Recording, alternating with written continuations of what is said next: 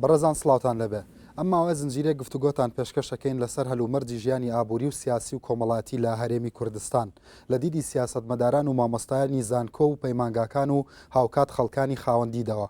قورسە بڵێ من بەرنمەیە هەوڵێکە بۆ شرۆڤەکردنی کۆمەلگاکەمان، بەڵام لە هەمان کاتا خۆشمان ناتزینەوە لە وروژاندنی پرسیاری جەوهەری و بەرپرسیارانە. بۆم ڕۆژکاک عیماد ئەحمەد ئەندامی مەکتەبی سیاسی یەکێتی نیشتمانی کوردستان ئەدوێنین لەسەر هەلومەرجی ژیانی حیزبایەتی و واقعی ئەمڕۆی کوردستان و پرۆسەی ئاشتی و هەڵوێز لەسەر خۆپیشاندانەکان و ئەوەی کە لە دنیای خەڵکدا دەگوزەرێ و ئەوەی کە لە کۆبوونەوە داخراوەکانی ئەماندا باسە. هیوادارم توانین سەرنجتان ڕابکێشین بەخێر بێکی عیماد. زۆر سپاس دەکەم. بەنگ و باسی وەزە چۆنە؟ زۆر سپاس دەکەم لەگەڵ مەکتەب ڕێخستن و ئیش و کاری یەکێتی. وەڵا خەریکی ئیشکردنی. زۆر باشە. سەرەتای گفتوگۆکەمان حەزەکەم بۆ دەست پێ بکەین کە هی گەڵ لە یەکێک لە دراسە فکریەکانیان لە 1970ەکاندا جەدەلێکی قوڵی فکری و فەلسەفی و روژان دەڵێ واقع هەمیشە معقولە. لەسەر واقعی کوردستان وەکو کەسێکی سیاسەتمەدار ئەمانەوە دیدی جەنابتان بزانین ئەم واقعی کوردستان بە معقول ئەزانن یا بڵین بۆ ئەم ڕۆژ ئەو وتەی هیگڵ زیندووە بۆ کوردستانیش؟ طبعا ئەو وتەی هیگڵ کە معقولە یعنی تۆ بە ئیرادەی تو ئەو واقعە دروست نەبووە. هەر یەکێک لە ئێمەمانان هەر جیلێک هەر با بڵێم عمرێک واقعەک تیاژی کە ئەمتیداداتی خۆی هەیە دەستا و دەستی ئەو واقعە کە هەر واقعی کۆنی با بڵێم سەردەمی بابانیەکان واقعی سەردەمی دروستکردنی عێراقی تازە واقعی سەردەمی شۆڕش واقعی ئەمڕۆی فدرالیەت ئەمە واقعەکە بێت تۆ لەگەڵ تەعامل بکەیت ئەو واقعش دابەشەکرێت تۆ توانی بڵێ بەشێکی سیاسیە بەشێکی کۆمەڵایەتیە بەشێکی اقتصادیە بەشێکی ڕۆشنبیریە بەشێکی فەرهەنگیە ئەمانەش امکانە هەرێکێک فڕوعیەکی لێ ببێتەوە لە ناو ئەمانش کە ئێمە واقع خوێنینەوە بە زمانە سیاسەکە کەسێریەکەین پێڵێن زروفی بابەتی و زروفی ذاتی یعنی بەوە شیەکەینەوە جا لە حاڵەتێکی وها کە واقعەکە بەدەستی تۆ دروست نەبووە بەڵام ئەو واقعە حرەکاتی سیاسی بزوتنەوەی ڕۆشنبیری بزوتنەوەی اقتصادی و ئەوانەی کە لە ناو کۆمەلگاکە دروستە بێ هەوڵەیە بۆ گۆڕینی ئەم واقعە بەرەو باشتر بەرەو چاکتر اینجا ئەدەواتی گۆڕینەکە چییە؟ یعنی ئەوەش ئەساسە کە تۆ بتانی واقعێک بگۆڕێ بۆ واقعێکی تر ئەوەی جار هەیە دەستێوەردانی سیاست لە واقع ئەگەر شی بکەینەوە ئەوەی کە لە کوردستانە گوزارێت لە دوای پرۆسەی ڕاپەڕینی 1992ەوە ڕۆڵی دەسەڵاتی کوردی چی بووە لە دەستکاریکردنی ئەم واقعەدا چۆن بۆمان شیکاریەکی ئەگەر ئێمە واقعی پێشەوە ببینین واقعەیە کوردستانێک داگیر کراوە کوردستانێک کاول کراوە کوردستانێک ئەمفال کراوە کوردستانێک خاپور کراوە ئێمە کە هاتوین حکوومەتی عێراقی بەعسی دیکتاتۆریمان ڕاماڵیوە لە بەشێکی کوردستان بەشێکی تری مابوو کە ئەوان چوونەتە شوێنی خۆیان وە ئێمە ئەو واقعەمان وەرگرت واقعێکی تاڵ بوو تفت بوو پڕ کێشە بوو حسارمان لەسەر بوو ئەو واقع ئێمە کەم کەم بە هەڵبژاردنەوە دەستمان پێکرد حکوومەتی خۆمان تەشکیل کرد پەرلەمانی خۆمانمان تەشکیل دام و دەستگای حکومی خۆمانمان تەشکیل کرد موسساتی دیموکراتیمان تەشکیل کرد دروست کرد و بەو واقعی جار بەجار واقعەکەی ئەو سەردەمەش سەردەمی ئاشتی هەبووە سەردەمی شەڕی ناوخۆ بووە شەڕی تا بە معنا با بڵێم عینەکەی شاملترەکەی شەڕی سارد هەبووە لە بینمان ململانی لە بینمان بووە و فترەیەک دوو ئیدارە بووینە دوای بووینەتە یەک ئیدارە ئەمانە بخۆی ئەگە سەیریکەی واقع هەرێکی نموزەجی خۆی هەبووە زۆر باشە بەڵام ئەم دەستکاریکردانە بەڕای تۆ مەسن ئەمەشیکردنەوەی لە ناو چەند ڕستەیەکە و گێڕانەوەی واقعەکە ئەمە بوو ئەوە بوو ئەمە کرا من زیاتر مەبەستم لەو لایەنە نیە تا چەند پێتان وایە ئێوەکو دەسەڵاتی کوردی کە ساڵەهای ساڵ خەباتان کردژی ڕژێمێکی دیکتاتۆری کۆنەپەرستی شۆڤێنی تا چەند خۆتان توانیتان خۆتان لە تەلیسم و سێبەری ئەو سیستم و فەلسەفە سیاسی ڕزگار بکەن و پراوێزێک بهێڵنەوە بۆ ئەوەی کە کۆمەلگای کوردی وەکو ژیانی کۆمەڵایەتی کەوتن و هەستانەوە بکە حیزب نەخەنە ناو هەموو کون و قوش بن و بنمیچەکانەوە پەراوەی دیموکراتی فعلی لە کوردستاندا گەشە بکات دیموکراتیەت زەمینە و وەکو چۆن زەمان و مەکانی خۆیەوێ دیموکراتیەت بەقرار نایەتە دی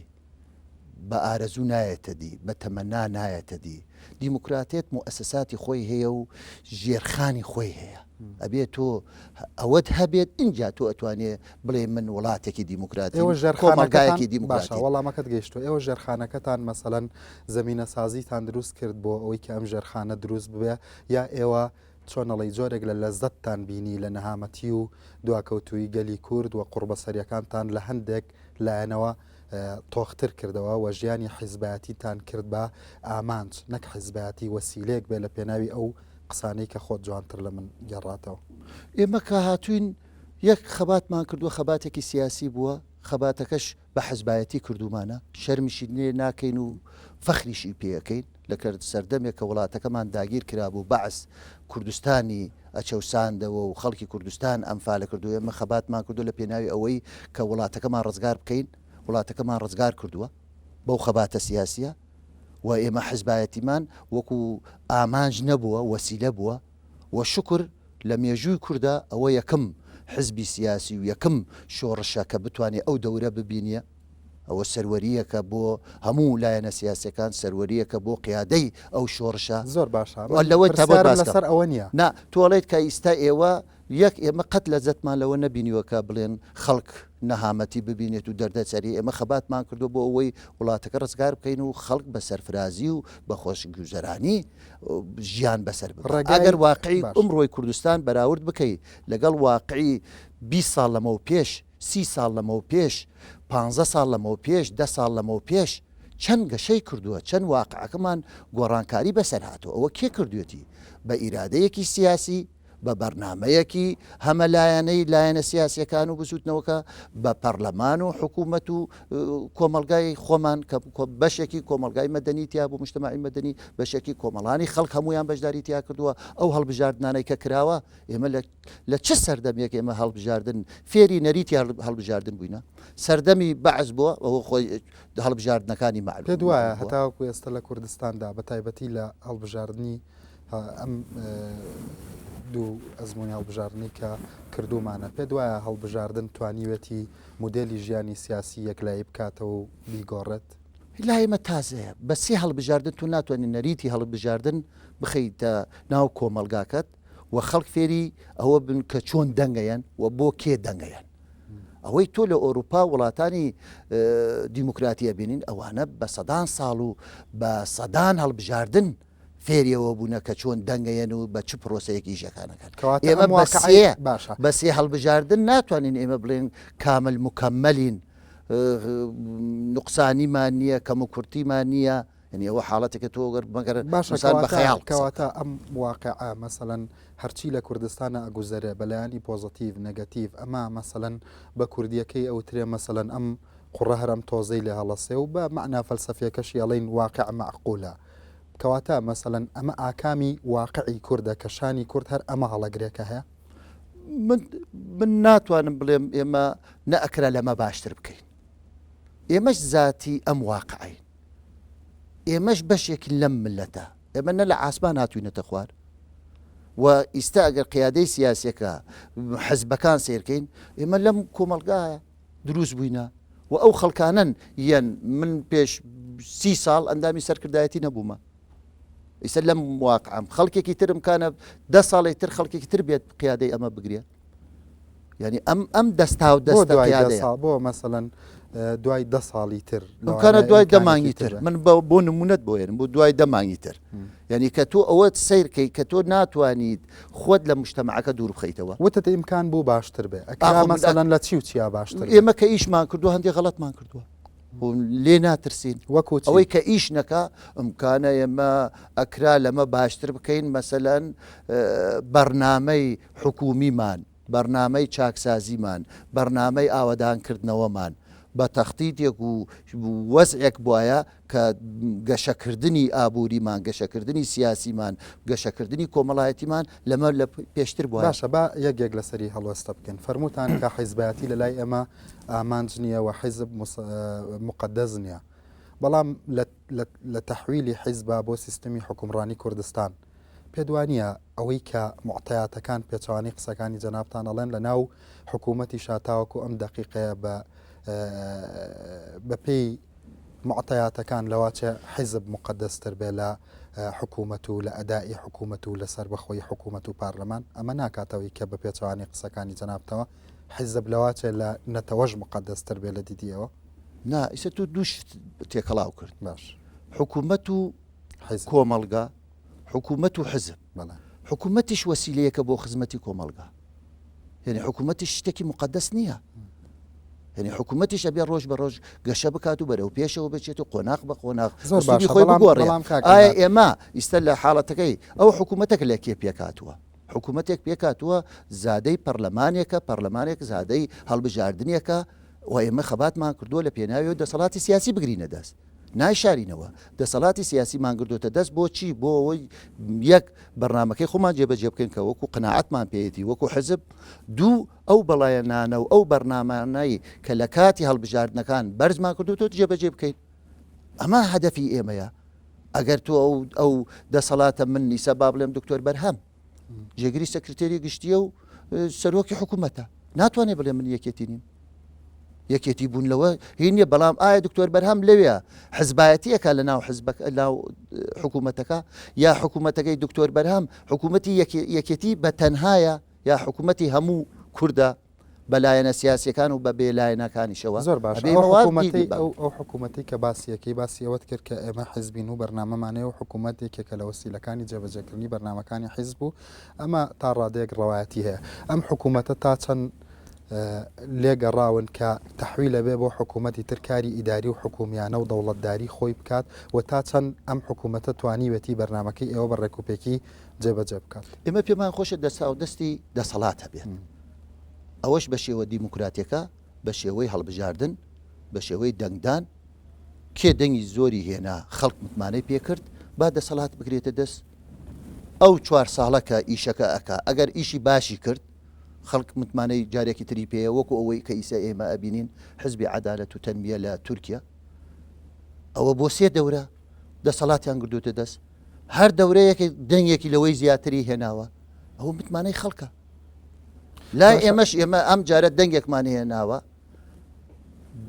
جیاواز بۆ لەگەڵ دەنگەکانی تر تەسەوەرەکەین لە هەڵبژاردنێکی تر جیاوازتر بێت یا دەنگی زیاتر هێنین یا دەنگی کەمتر هێنین زۆر باشە کاگەیمات ئەوە خەڵکە ئەبێ حکم بدا زۆر باشە کاگەیمات بەڵام ئێستا ڕەنگە کەسانێ بپرسن کاتێکە ئەم ئەندامەی مەکتەبی سیاسیەکەتی نیشتیمانی کوردستان و ئەم کەسە سیاسی کورد کە بڕوای بەوەی هەیە کە حیزب وەسیلەیەکە حیزب خۆی مقدەس نیەنەتەوە مقدەسە بڕوای بەوە هەیە کە دەستێوەردانی حکوومەت نەبێ حکوومەت وەسیلەیەکە بۆ جێبەجێکردنی بڕیارە تۆکمەکانی حیزب بەڵام بۆچی واقعی کوردستان ینی ئەم میلەتە بۆچی ناڕازیە بۆچی خۆپیشاندانەکە بۆچی دێتە سەر شەقام بۆچی دەیان بەرنامە بینین کە بەردەوام ڕەخناگرێ بۆچی دەیان کارکتەری نووسرە بینین کە هەروە مەقال و کتێبیەتە دەرێ لەسەر ئەدای ئەم حکوومەتە پێ وایە قسەکانی تۆ مەسەلەن بەستەنیا سەردێکە و چۆنەڵی مناقەشەیەکی بێزەنتیە یا ئەوان ناواقعین من حەزەکەم بۆ هەندێک شتت بۆ تعدیلکەبەوە یەک خەڵک نییە بەشێکە لە خەڵک هەموو خەڵک نییە بەشێکە لە ئۆپۆزیسیۆن بەشێکە لە ئەو ئۆپۆزیسیۆنە کە سراعەکە لە پێناوی دەسەڵات بگرێتە دەست هەموو وەسیلەیەکی شەرعی و جاربەجاریش ناشەرعیش ئەمکانە بگرێتە بەر ئەوان هەندێشت هەیە کە ئەگرینە ینی چۆن لە سیاسەتی ڕۆژانەی خۆیانە ڕخنە بگرن شت بگرن و بەشێکی تریشەیە قانع و قایلە بۆ تۆ ئەمە تعمیمیەکەی دەسەر ئەوەی کە ئەو خۆپیشاندانەشکە بوو گریمان ئەوەی کە بە منطقی بەڕێستان یعنی ئێمە یەک ناڵێن ئێمە کاملی ئەو سافین بێغەل و غەشین هیچ مشکلەیەکمان نییە هیچ کەم و کوڕەیەکمان نییە معسوومین لە هەڵا ئەوە شتێکی نەوە تومانە و نەئەکرێدیش ئەوە ببێت دوو خەڵکیش هەیە لەمە استفادە ئەکا بۆ ئەوەی ململانیمان ئەکا یەک بەشێکی ئیسلامیە خەباتەکە بۆ ئەوەی دەسەڵاتی کوردی حکومڕانی لە کوردستان بەو شێوە بێت کە قەناعەتی خۆی پێێتی بەشێکی تر ئەمکانە ئەو ئوسلوبەی کە ئیستا ئێمە ئیشی لەسەرەکەین پێی قایل نییە ئوسلوبێکی تر بێنیتەکایەوە کێڵێت ئەوەش ناجەحە کێڵێت ئەوەش سەرکەوتووە ئێمە کاتی خۆی دروستی ئەم کیانەمان کرد بە وەک دروستمان کردو باشترین نموزەش تەقدیم بکەین بەڵام کە دەرکەوت ئیستا ئێمە هەندێک کەم و کوڕیمانە هەموو تەجروباتی دنیاش کە تۆ سەیری ئۆروپاکە 20 ساڵی یەکەم 50 ساڵی یەکەم کە بەرەو قۆناغی دموکراتی چوونە چ نەوعێک بووە ئێمە ئیسە لە وەزعێکی سیاسی کۆمەڵایەتی اقتصادی فەرهەنگی تێکەڵاوی ڕۆشنبیری تێکەڵاوی هەیە لە هەندێک شوێنی شەیە مشەوەها ینی بەدەستی ئێمە نییە پاشماوەی بەعس ئایا تەواو لە سەداسەد لە مێشک و لە ناو مؤسساتی حکومڕانی یاسایی تعلیماتی نەماوە ینی ئەوە بە قەرارێک تەواو بەعس ڕووخا ئێمە لە پەروەردەییمان لە مەکتەبمان لە ناو دائیرەکانمان لە هەڵس و کەوتمان تەسیراتی ئەو چەند ساڵەی داگیرکردنە لە مێشک و دەروونمان نەماوە بەڵام بە زۆرێ قساکەی وەکو ئەوەی بمبەخشە 20 ساڵە بەڵام بە زۆرێ هەز ناکەی قساکەی وەکوەوەی کە دوێنێ ڕاپەڕین ڕوویدابێ باشە ئێوە لەم 20 ساڵەدا چیتان کرد بۆی کە سلوکی بەعس بۆ ئەوەی کە شۆڤێنیەتی بەعس بۆ ئەوەی کە تربێتی کەوادرەکانی بەعس بسڕینەوە لە ناو خۆمانەوە کۆمیلەتی کورد و لە ناو پارتەکەی ئەوشە ئێمە ئەمە ئەبێ قۆناغ بەرەو باشی بیبی تۆ پەرداغێکی ئاوت لە بەردەستە ئێمە ئەبێ ئەو پەرداخە ئاوە ئەگەر هەندێک ڤایرۆسی تیابێت هەندێک جەرسومەی تیابێت تۆ ئەگەر بتەوێ پاکی کەیتەوە کە پاکیەکەیتەوە بە شێوەیەک بە دەستی دەسەڵاتی تۆ نییە ئەوە پاکی بکەیتەوە و دەرمانێکی تێ بکەیت و بڵێ ئاوکە پاک بووە و بووی خۆیتەوە ئێمە هاتوین ئەم واقعە دیموکراتیت لێرا نەبووە ئازادی نەبووە ئەم جیلە گەنجەی کە ئیستا لە ئارا هەیە ئێمە نەبێت ئەمەمان بۆ دروست کردووە باشە زۆر باشە بەڵام هەیە ئەمە ئایا ئێمە نەمانتوانی واقعەکەی سەردەمی بەعز سەردەمی هەشتاکان ئیسە گۆڕانکاری بەسەر بکەین یەک ئێمە وەکو بەشێکین لەو ئیرادەی دوو بەشێکی دەولی بەشێکی ئەقلیمیش هەیە داوای گۆڕانکاریەکە زۆر باشە بەڵام باسی دیموکراتیەتە کرد کە تا ڕادەیەک توانیوتان واقعی مۆزوعی دەستکاری بکەن و بەرەو ئاراستی سیستمێکی دیموکراتی برن بەڵام لە ماوەی ئەم 20 ساڵەدا کێبڕکەی بەرنامە و دیدی جیاواز بۆ حکومڕانی نەبووە یەک جار لە دوای دروستبوونی مەسەلەن هەڵبژارنەکانی 25 حوت لە پێش هەڵبژارنەکانی 25 حوت و تازە خەریکە بزوتنەوەی ئۆپۆزیسیۆن لە کوردستانە سەر پێیەکەوێ بە گۆڕان و کۆمەڵ و یەکگرتووەوە پێ دوایە ئێوە لەم کێبڕکەیە کە دەنگی جیاواز هاتە ساحەکەەوە توانیتان جەدەلی عەقلانی بکەن و سەرکەوتوو بوون وەک هەمووتان لە کێبڕکەی ئەوە دیش بووین کرد ئێمە بێ ململانی نەبووینە بۆ ئێمە ململانی و پارتی و یەکێتی هەبووە لە چۆنیەتی بەڕێوەبردننی ئیداری و سیاسی و کۆمەڵایەتی مجتەمەعەکەمان دوو حزبی جیاواز بووینە ئێمە و پارتی لەگەڵ لایەنی ئیسلامیەکە زۆر باشە کۆمەکی پرسیارەکەی منت کرد لەو ململانیەشا بۆ گەیشتە خوێنڕشتن و بۆ گەیشتە تەخوین و تەکفیر و یەکتر سڕینەوە و هێرشکردن و ناشرینکردنی مێژوی بزوتنەوەی ڕزگاری خوازی کەواتە دوو حاڵەتی ململانی هەبووە بە پێی قسەکانی بەڕێستان بێ نەک من بیڵم لە هیچیانە ئێوە سەرکەوتو نەبوون نە سەرکەوتو بووینە چۆن یەک شەڕەکە کە دروست بووە توانیمانە دوای شەڕەکە ئاشتی بکەین لە هەموو دنیا لە هەموو ئۆروپا لە هەموو دنیا شەڕی ناوخۆ هەبووە و دوایی سەبوونەتە وڵاتانی دیموکرات و بڕۆ بریتانیت تاریخی مەرجە هەرچی سەری دەرهێناوتینە شەڕێ بکەن و دوای ئاش ببنەوە پێدوانیە مەسەلەن لە ئەگەری ئەوەیە بوو لەگەڵ گۆڕان و هێزە ئیسلامیەکانی شاجارێکی تر شەڕێکی تر بکەنەوە ڕەنگە ئەگەر من پیر ببوومایە و دوای موزیعێکی تر لەگەڵ مەکتەب سیاسێکی ترادا بنیشتا نفسی تەحلیلی جەنابتی بکردلابی وتە بەڵێ ڕاستە خۆ لەگەڵ گۆڕان و کۆمەڵ ئەوانشا شەڕمان کرد بەڵام دوایی ئاش بووینەوە دانیشتین ئەوەمان کرد بۆ تەجروبەی کوردی ئەبێ هەمیشە مەحکوم بێ بە ململانە توندە ئیجا ئەو خۆی ململانی تند و تیژی نەخۆشیەکی کۆمەلگایە نەخۆشیەکی کۆمەڵایەتی سیاسی ئەنواعی ئەسبابی هەیە بۆ توندی تیژی ئیساگەر دەسەڵاتێکە بۆ ئۆپۆزیسیۆنێکە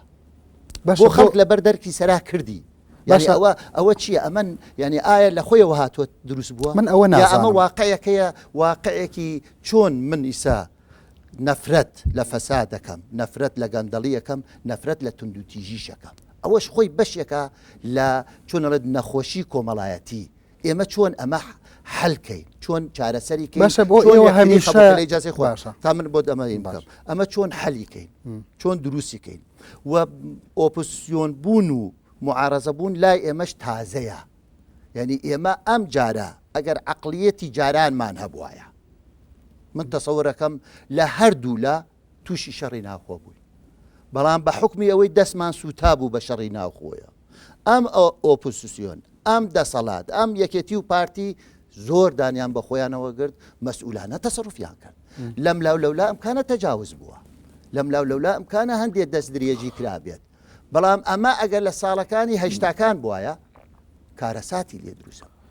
لە ساڵەکانی سەرەتای نەوەتەکان بواە کارەساتی لێ دروست بوو بۆ ئیسە نابێ قیادەیەکی نازشترمان هەیە کۆمەلگایەک هەیە ئیسە خەڵک بە قسەمان ناکە گەری شەڕ بکەین خەڵک بۆ ئەم جارە زۆر نهاتنە سەر جاددا کە تونند و تیژی پێکەوت خەڵک ئیسا وریاترە دنیا دیدەترە وەزعێک دروست بووە ئەوە نییە حەزبەکە هەرچی پێ بڵێت ئەیکا زۆر باشە کاک عیماد گریمان ئێستا سەرۆک تاڵەبانی پەیوەندیە کات بەم بەرنمەیە و ئەڵێ عیماد ئەحمەد وەکو ئەندامی مەکتەبی سیاسی حیزبەکەم وەکو بەرپرسی مەکتەبی ڕێخستن من ئێستا لە باغام سەرقاڵی ناکۆکی و ململانیە تونند و تیژەکانی عێراقی نەکڵۆکم تۆ وەک خۆت وەکو مەسئولی مەکتەبی ڕێخستن هاوکات وەکو ئەندامێکی مەکتەبی سیاسی لەگەڵ هاوڕەکان تا ئێوە عقلی منن لە سلێمانی و لە هەرێمی کوردستان ئێوە هەستی منن ئێوە چاوی منن بەبێر پێچووپەنا پێم بڵێ کاک عیماد ئەمەی کە لە کوردستان ئەگوزەرێ نەتیجەی چییە بۆ شارە حیاتەکەمان ڕژاونەتە سەر شەقام و ناڕازین لە حکوومەت ناڕازین لە یەکێتی ناڕازین لە وەزعی سیاسی و کۆمەڵاتی و ئابووری کوردستان وەڵامی ڕازگۆیانەت چییە؟ 10,000 کەس هاتە سەر شەقام ئەو ئەگەر زۆر بڵێم تۆ بۆڵی شارەکە یعنی نازانم ئەم ئەستەلاحاتانەی ئێوە کەی خەنەهین 10,000 هاتووە لە فترەیەکی زەمەنی لە کاتێکی زەمەنی بۆ مەبەستێکی تایبەت باشە ئێمە احتراممان هەیە بۆی من لەسەرەوە قساکەین بەس وەڵامەکەی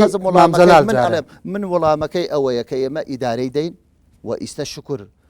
ئەم ئۆپۆزیسیۆن ئەم دەسەڵات لە گفتوگۆن لە دانیشتنن ئێمە ئەوەمان هی نەکردووە کە ئەوەی کردوێتی نە بەخاین بە قەڵەممان داوە ئەمانە خاینن من زۆر دەرفەتی زەنابۆیان بەڵامە بێت تۆش احترامی پرسیارەکانیان بگری پرسیارەکەی من بەڕوون و مختصری ئەوەیە مام جەلال تەلەفۆنت بۆ بکە لە بەرنمەیەکی ڕاشکاوە یا با لە ڕاشکاوی نەبێ ئەڵێ عیماد ئەحمەد بۆ لە شارە حیاتەکەی کە شانازیمان پێوە کردکەتیایە گەشە بووین کە خەڵکی خوێنەوار وردە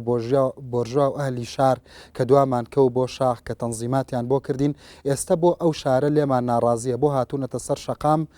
من ئێستا لە بەغام ئێوە چاوی من و هەستی منن لە سلێمانیا تکایە واقعەکەم وەکو خۆی بۆ بگەڕنەوە تکایە چاوبەستەکی لە من مەکەن و بەلاڕێما مەبن سلێمانی بۆ ناڕازیە لە جوابی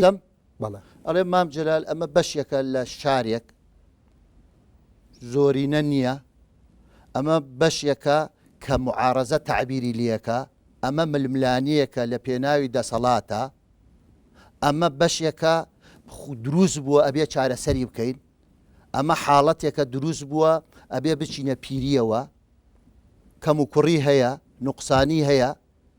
ئەبێ ئێمە ئەو کەم و کوڕیانە لەگەڵ ئەمانە تەفاهم بکەین عیلاجیکەین بۆ ئەوەی دۆخەکە بەرەو باشتر ببین باشە ئەگەر گریمان وەکو بە منطقی ئێوە ئەمە تەنیا دەنگی ئۆپۆزیسیۆن هەرچەندە ئەگەر ئۆپۆزیسیۆنیش بێت هەرچەندە ڕاستە و خۆ بە شکلێکی مباشیر ئۆپۆزیسیۆن بەرپرسیارەتی ڕژانە سەرشەقامی نەگرتە ئەستۆی خۆی لە مێدیاکانەوە بەڵام معتایەتەکان بە پێی زمانی ئەوە لەوە ئەچێ مەسەڵەن ئەوان سودمەند بن بۆ ئیسارەکردنی خەڵکو ئەو قەزیانە کە ئەمەش لە منافەسەی دیموکراتیا بە شتێکی مەشروعدانرێ بۆ ئێوە ژوا حەزمی ئۆپۆزیسیۆن کە مەکەنەوە 10,000 ڕژایە سەر شەقامەکان وەکو ئەوەی کە ئەندام و لایەنگر و دۆستەکانی خۆتان هەر هەمووی لێتان ڕازی بن ئەدایەکی باشتان پێشکەش کردبێ گریمان ئەگەر 10,000 کەسیش بێ 10,000 کورد نیگەران بێ لە وەزعی کورد 10,000 کەس بەهانەی لۆجیکیان هەبێ بۆ ڕژانە سەر شەقام بە کەمی ئەزانی زۆر باسی دیموکراتیەتە کرد بەڵام دیموکراتیت ئەوەی احترامی لۆجیکی کەمینە بگریت من ناڵێم بە کەم سەیریەکەم من ژمارەکە وەکو خۆی سەیر باشە تۆڵێت شار منەڵێم شار نییە تۆڵێت خەڵک منەڵێم بەشێک ئەگەر ئۆپۆزیسیۆنیش بێت عبیر بۆ نمونە ئەگەر با ئێمە لەسەر معتایەتەکە نەتیجەکانی انتخاباتیش قسە بکەن گریمان ئەگەر مرکزی محافەزەوەکو سامپڵێک وەربگرین پێتوانی ئەگەر ئۆپۆزیسیۆنیش بێت بەو هەر ئەو ژمارە کەمەنیە تا ڕادەیەک تەمسیلی سلێمانیەکە ئەگەر بە نسبە و تەناسوبی ژۆری بگرێت ئەخر خۆ ئەوە دلیلە حەقا ئۆپۆزیسیۆن دراسی ئەم حاڵەتە بکە بۆ ئەو دەنگە نەهاتە سەر شەقام چکە ئەمکانە ڕازی نەبووە لەو سیاسەتە خەڵک وەکو باسم کردەوە نییە خەڵک بێنم چۆنەڵێت شەلم کوێنم کەس نابێنم هەر لەگەڵ ما بێت خەڵکاتێ دەنگی بە لایەنێکی سیاسی یاوە بۆ ئەوەی بەرنمەیەک بۆی جەبە دەنگێک بە لایەنێکی سیاسی نەیەوە بۆ ئەوەی وەزعەکە تێک بدا بۆ ئەوەی مێژوەکە فەرامۆش بکە بۆ ئەوەی نەتوانێت استقراری لە شارەکە بواە ئیسەر ئەوەی کە لە سلەیمانی ڕوویە هەموو دوکاندارەکان پێیان خۆش بوو هەموو خەڵکی سلەیمانی پێی باش بوو کە پێی باش بوو بۆی خۆش بوو بۆ نەهاتن تعبیری لێ بکەن ئەمە حاڵەتێکە من بۆ خۆشم وەکو یەکێتی بۆ هەموو یەکێتیەکان لەگەڵ سیاسەتی یەکێتین ئەگەر تۆ سەیری کەی ئۆپسیۆن کەیمکەی لە سەروی ملیۆنێک خەڵک دەنگیان پیاوە لەو حدودا باشە کاتێکە بۆ ئەم ملیۆنە نەهاتە سەر جادە دیارە ناڕازیە لەسەر ئەو سیاسەتە کە کردوێتی زۆر باشە کاک ئیماد سەبارەت بەو خۆپیشاندانانەی بەردەرکی سەراکە ئەوانەی کە لەوێ بوون ناوی سەرایان بە سەرای ئازادی ناو ئەبرد وتر چی؟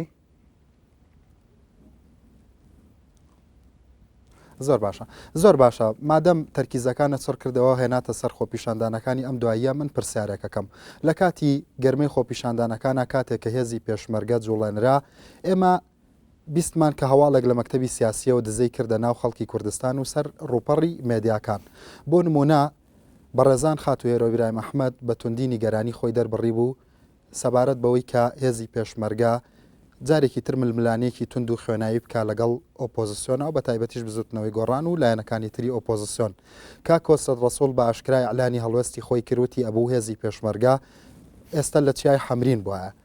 مەلا بەختیار بە هەمان شێوە بەڕوونی و بەدەنگی بەرز ئەوەی کە ئەوترێ لە ناو مەکتەبی سیاسیدا لەسەر هاتن و بەشداری پێکردن و ڕەتکردنەوەی هێزی پێشمەرگە هەڵوێستی خۆی خستە ڕوو بەڵام هیچمان لەسەر هەڵوێستی بەڕێز عیماد ئەحمەد نەبیست ئەکرێ هەڵوێستی خۆتمان پێ بڵێ لەو کاتەدا هەڵوێستت چی بوو بەڵام پاژەم ناوبڕە بەڕێزان پاژ ناوبڕێکی کورت و ئەگەڕێنەوە وڵاتە